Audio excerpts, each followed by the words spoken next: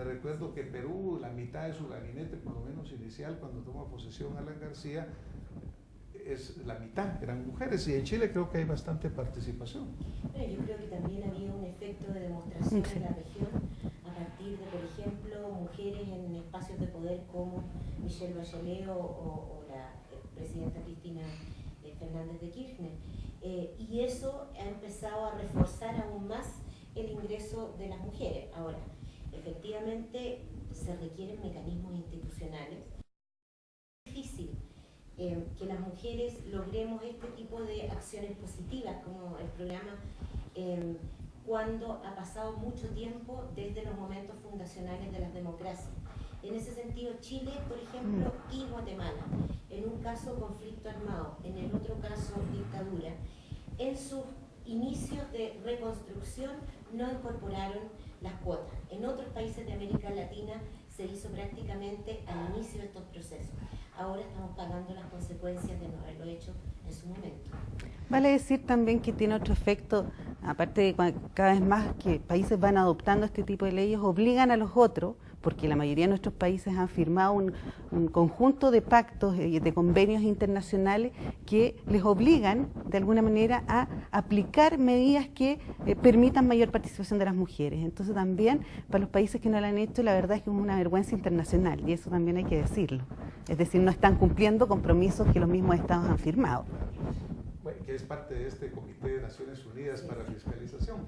Pero, por ejemplo, una política muy conocida en Guatemala, alguna vez comentando el tema, ella era opuesta al área de cuotas, ¿no? Porque me decía, esto es poner cuota, como decir, bueno, ya les dimos el 20% y ahí paramos. Ella se enfocaba más hacia el tema de decir, facilitemos a la mujer la participación, porque obviamente, aparte de lo que es una cuota, viene la posibilidad de participar políticamente, de tener el tiempo para hacerlo, de poder tener el recurso económico para hacerlo, los aspectos de educación, de formación. Es que el tema de la exclusión de las mujeres no se resuelve solo por una ley de cuotas o de representación equilibrada. Como usted dice, se requieren de otras medidas que faciliten esa participación, pero no es lo uno o lo otro. Uno de los argumentos recurrentes de mujeres que están en espacios de poder es decir, si yo llegué aquí por mi propio mérito, ¿por qué no van a poder llegar otras mujeres? Exactamente. Y la verdad es que lo único que confirma eso es un principio de excepcionalidad, es decir, que la excepción confirma la regla. Pocas mujeres confirman que la mayoría están fuera. Entonces, el tema es cómo avanzamos con una ley que permita en el sistema de partidos políticos incorporarse, pero también necesitamos abrirnos al espacio, que los hombres se abran al espacio privado. Necesitamos redistribuir ahí tareas y tiempo que permitan a las mujeres participar en política. Ustedes saben lo mejor que yo, hay círculos de poder que son informales y que hacen que a veces la toma de decisiones no se dé en horario de oficina, sino que se da después, en una reunión en la noche. Ahí está. Esa es la temática que le comentaba, ¿verdad? Que es lo que realmente tenemos nosotros que llegar a definir. El tema es bien controversial, bien interesante. Vamos a tener que ir a un corte y regresamos un momento con más Acción Positiva. Estamos de regreso con Acción Positiva, con la doctora Lorena Fraes y con la doctora Carolina Carrera, tocando el tema de justicia y ciudadanía plena de las mujeres. Vamos a continuar porque habíamos hablado un poco de la controversia de no solo es una ley que diga la cuota, sino que además facilitar con los otros aspectos que se necesitan de educación, de salud, de empleo bien remunerado, que no es solo algo lo que soluciona esto, ¿verdad? Pero volviendo al tema en el sentido de que uno de los miembros de la Corte Suprema de Justicia de Estados Unidos hace muchos años era el único negro que había en la Corte Suprema, y él siempre votaba en contra de este tipo de acciones que establecían las cuotas o el acceso, porque decía que eso era como que una discriminación a la reversa, ¿verdad?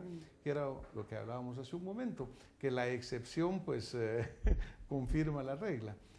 Sí, yo diría además que nos hace mucho daño que mujeres que estén en esos espacios de poder o afrodescendientes, como usted señala en el Tribunal Supremo de Estados Unidos, diga eso, porque también lanzan un mensaje que impone a las mujeres una carga muy fuerte, como que acceder a esos espacios. Y la verdad es que ya está comprobado, los informes, digamos, de Naciones Unidas así lo señalan, no es solo un problema de mayores o menores capacidades, donde la repartición es por igual, digamos, entre hombres y mujeres, sino que es un problema de contar con políticas públicas que vayan generando esa mayor igualdad. Sí, ahora naturalmente que, volviendo al tema de accesos, porque hace muchos años, o aún en muchos países de Latinoamérica y particularmente en ciertos sectores, en Guatemala, la mujer indígena, el acceso a educación, por ejemplo, el acceso a salud. Pero en otros países, pues ya la participación universitaria, por ejemplo, es casi igual. Hay tantas mujeres como hombres participando. Sin embargo, cada vez encontramos que la participación de la mujer es más importante. Por ejemplo, ahora en muchas universidades, 50% del estudiantado más son mujeres. Bueno, eso rompe el mito que hablábamos recién de la meritocracia, es decir, son los méritos lo que hacen que una persona tenga que llegar, cuando en varios de los países, la región, la verdad es que lo que encontramos es que las mujeres hoy día tienen mayores niveles de magíster y doctorado que los propios hombres. Por tanto, no es que tengamos menos méritos, son otras las barreras, como bien Lorena decía, hay barreras de distinto orden, está la barrera económica.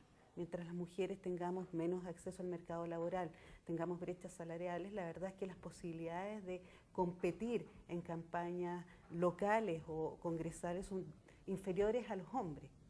Y el tema que Lorena planteaba claramente, hay barreras políticas, que son los propios partidos y las dificultades que tienen de levantar candidaturas de mujeres, pero también barreras en términos de una sociedad donde las mujeres está toda la carga del trabajo doméstico, no son países que estemos tendiendo a la corresponsabilidad en la vida pública y privada con algunas medidas legislativas y programas de gobierno que apunten hacia eso. El tema es sumamente extenso. Yo me quería referir a una parte del discurso de la presidenta de la República, Michelle Bachelet, que fue en julio del 2008 en Montevideo, en una cumbre también de la participación de la mujer. Y ella decía algo muy interesante. La mandataria afirmó que la incorporación de la mujer en los diversos ámbitos de la vida social, política y cultural es la verdadera revolución del siglo XX y del siglo XXI. Absolutamente de acuerdo con la presidenta, debo decirle, porque efectivamente lo que estamos diciendo es que la democracia se desarrolló, pero tiene un límite, porque se desarrolló en términos masculinos. Lo que hoy día estamos diciendo es, vayamos hacia una democracia paritaria, y eso significa repensarnos de nuevo para el futuro y para que efectivamente superemos los grados de exclusión que hay de la mujer. Mucha de la terminología a veces es un poco confusa, ¿no? Justicia de género, ¿qué podemos definir como justicia de género? A ver, como justicia de género podemos definir y entender que la justicia no es neutra, que no llega de igual manera a hombres y mujeres, que la solución a los problemas o la problemática tiene diferencia de acuerdo al sexo y al género que cada sujeto tiene. Doctora. Totalmente, ¿no? Si eso además lo llevamos al plano de los sistemas de administración de justicia, implica varias cosas. Uno, abrir los sistemas judiciales al escrutinio democrático para que también pueda legitimarse a través de la inclusión, por ejemplo, de mujeres. Pero no solo eso, sino que incorporar una perspectiva y una mirada sobre el derecho que es una mirada de género, es decir, lo que decía Carola, que es capaz de discernir el impacto que tiene la aplicación de la ley más allá de su neutralidad en mujeres y hombres.